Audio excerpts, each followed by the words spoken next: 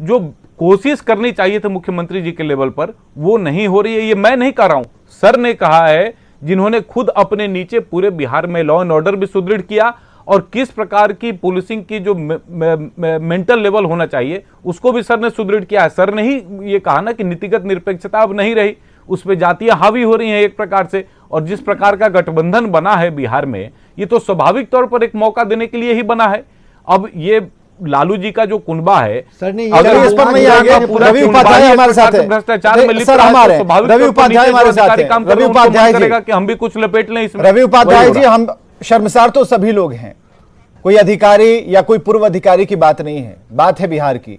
और जब बात बिहार की हो रही है तो हम लोग सभी लोग शर्मिंदा हैं, क्योंकि भगवान ने बहुत कम लोगों को चुना जो ऐसे पदों तक पहुंचते हैं, उन्हें वर्दी मिलती है ताकि आप सेवा कीजिए। लेकिन सेवा में मेवा पाने का जो एक असंतोष की जो अंदर जो भावना होती है कि नहीं हमें और चाहिए, इसमें बहुत कम पीरियड में ऐसे अधिकारी तैयार हो रहे हैं। इससे पहले भी नपे हैं। अब कोई बालू माफिया से जुड़ा था, कोई जमीन के लिए लड़ रहा था, अब तो देखिए महल और अटारी हम देख पा रहे हैं कि क्या इनकी हैसियत होती जा रही है। तो हमें जरा ये बताइए कि ये क्या जो संख्या है ये कहाँ कमी है और इसको कैसे ठीक किया जा सकता है? विवेक जी, एक चीज हम बताना चाहेंगे कि ये जो दयाशंकर जी का मामला, जो अभी ताजा मामला है, ये 2016 बैच के आईपीएस अधिकारी हैं जी, और इनकी पोस्टिंग कहाँ कहाँ हुई और यह बात छिपी नहीं है वहाँ पर क्या इन्होंने किया है। ये हम नहीं, जहाँ पर भी वहाँ पर कोई भी पत्रकार है, किसी भी संस्थान का है, उससे आप पता करवा लीजिए, इनके बारे में स्पष्ट पता है। और ये देखिए 2018 में भी आपको मुजफ्फरपुर एसएसपी थे, उनके यहाँ भी छापामारी और वहाँ से भी मिला। ये सब क्रम, यह सिलसिला चल रहा है। बिहार का दुर्भाग्य है कि अभयानंद सर यहाँ बैठे हुए हैं। आप पूछिए इनसे कि हम लोग ऐसे पत्रकार, जब भी कोई पत्रकार डीजीपी को फोन करता था, डायरेक्ट रात में 12 बजे 1 बजे हम लोग बात करते थे इनसे, कोई भी हम लोग न्यूज लेते थे। लेकिन आज के डेट में कोई पत्रकार क्या डीजीपी या चीफ सेक्रेटरी से बात कर सकता है? मुख्यमंत्री से तो खैर कोई माने शैडो ही माने उनका दिखाई पड़ता है, वो अलग बात है।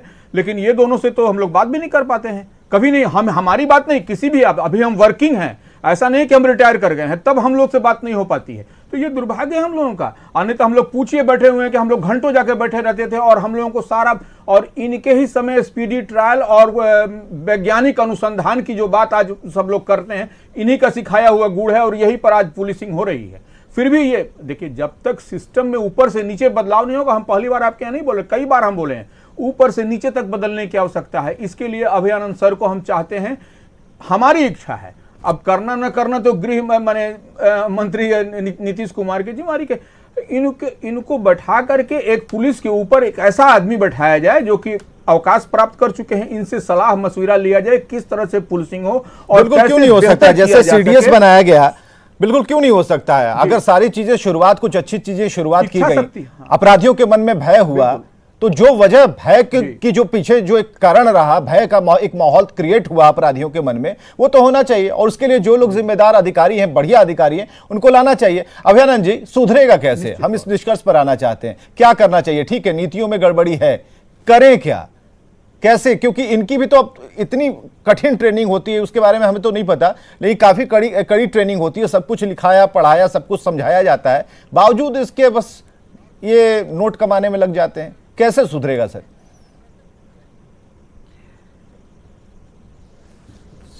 अभयानंद जी का तो रास्ता, हाँ मैं सुन रहा हूँ, मैं कोशिश कर रहा हूँ आपके मुश्किल प्रश्न का जवाब देने का। मैंने भी बहुत कोशिश की समझने की कि वो कौन सी एक चीज़ है जो निश्चित रूप से सुधार ला दे सकती है। और अगर मुझे उसको व्याख्या करने के लिए छूट दी जाए तो मैं एक वाक्य कहूँगा जी। जिन तीन व्यक्तियों का मैंने नाम लिया, मुख्यमंत्री, मुख्य सचिव और पुलिस महानिदेशक जी, उसमें एक के बारे में आम आदमी के बीच में और खास आदमी के भी बीच में एक भावना पैदा हो कि ये आदमी अगर साक्ष्य के साथ पकड़ लेगा तो आपको ईश्वर भी नहीं छुड़वा सकता है। ये भावना घर कर जानी चाहिए हर एक पदाधिकारी में, और मे बी एनीवन जी जी जिसने भी क्राइम किया है। तो शब्द मैंने जो इस्तेमाल किया है वो है साक्ष्य के साथ।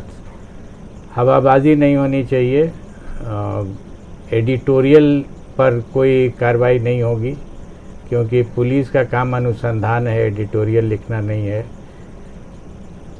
अगर साक्ष्य मिल गया और ठोस साक्ष्य मिल गया तो आप ईश्वर के यहाँ से भी पैरवी ले आइएगा, चांस ही नहीं है छूटने का आपका। और वो परसू होगा टिल द लॉजिकल एंड।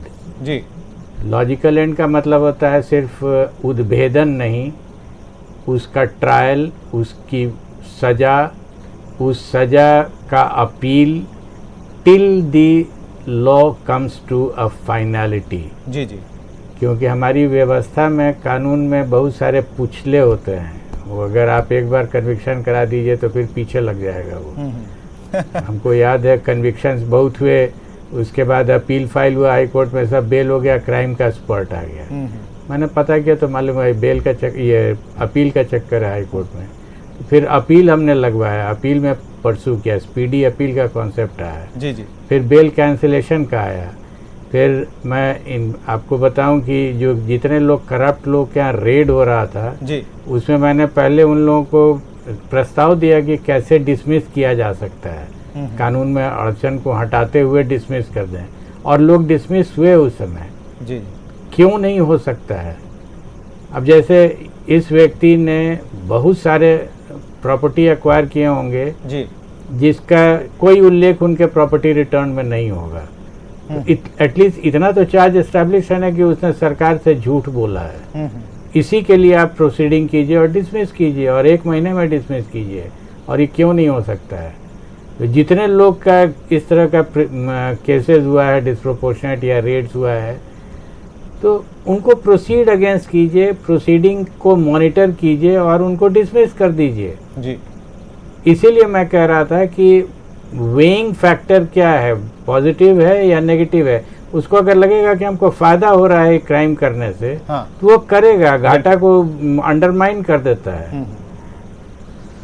बहुत बहुत शुक्रिया अभिनंदन जी, समय निकालकर ये बात बताने के लिए, और आपको लाने का मकसद यही था कि सरकार सुने। पूर्व डीजीपी ही नहीं है, आप एक अभिभावक हैं, और खासकर क्राइम को कैसे कंट्रोल किया जाए वो आप सूत्र हैं जिसके जरिए हम कई ऐसे हिसाब किताब को बराबर कर सकते हैं। जरूरी है कि भाई जो सरकार है या सरकार के प्रवक्ता हैं यही बात लेकर पहुंचिएगा कि अभयानंद जी ने आज की डिबेट में ये सब कहा है, और इस पर अगर काम कीजिएगा तो फायदा मिलेगा। नहीं समझ में आता है, जल्दबाजी में अगर कुछ